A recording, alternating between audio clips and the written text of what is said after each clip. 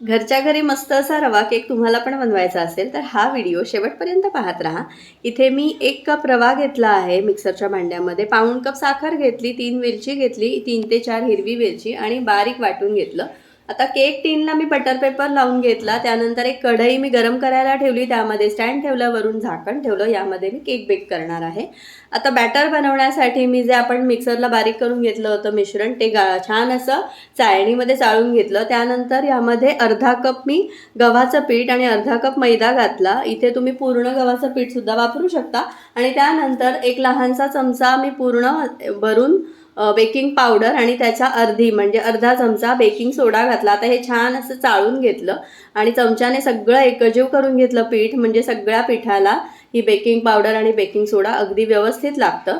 आता हे झाल्यानंतर यामध्ये मी अर्धा कप तेल घालणार आहे आणि 1 कप इथे मी दूध वापरणार आहे। दूध रूम टेम्परेचरचं असलं पाहिजे, फार थंड किंवा फार गरम नसावं।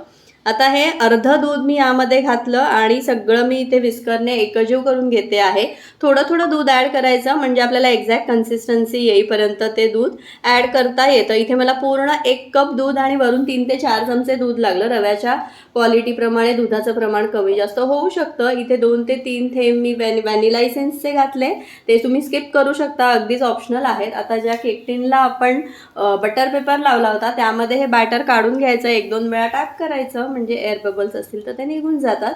आता जी कढई गरम करत ठेवली होती त्यामध्ये हे मी भांडं ठेवणार आहे आणि बरोबर 40 मिनिटं हे बेक करायला ठेवायचं। पहिली 5 मिनिटं मोठ्या फ्लेमवर ठेवायचं आणि त्यानंतर फ्लेम लो टू मीडियम फ्लेमवर हा उरलेला 35 मिनिटं बेक करायचा केक। 30 मिनिटापर्यंत अजिबात याला हात लावायचा नाही, नाहीतर तो व्यवस्थित बेक होत नाही। इथे आता मी टायमर लावला आहे आणि बरोबर 40 मिनिटासाठी ठेवून दिला। 40 मिनिटानंतर तुम्ही बघू शकता मस्त असा केक बेक झाला, मस्त फुलून असा वर आला आहे, फुगला आहे छान। आता टूथपिक घालून चेक केली, टूथपिक क्लीन आली म्हणजे आपला केक आतपर्यंत शिजला आहे, अजिबात कच्चा वगैरे राहिलेला नाही।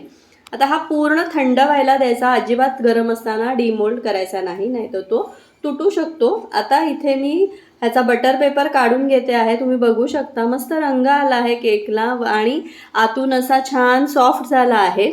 आता हा काढून घेतल्यानंतर ह्याचे पीसेस करून दाखवते मी तुम्हाला।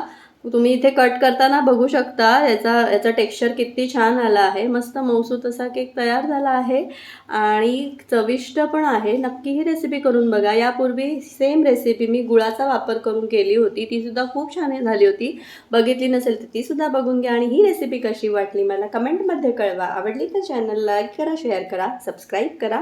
अशाच माझ्या रेसिपी पाहत राहा। थँक्यू।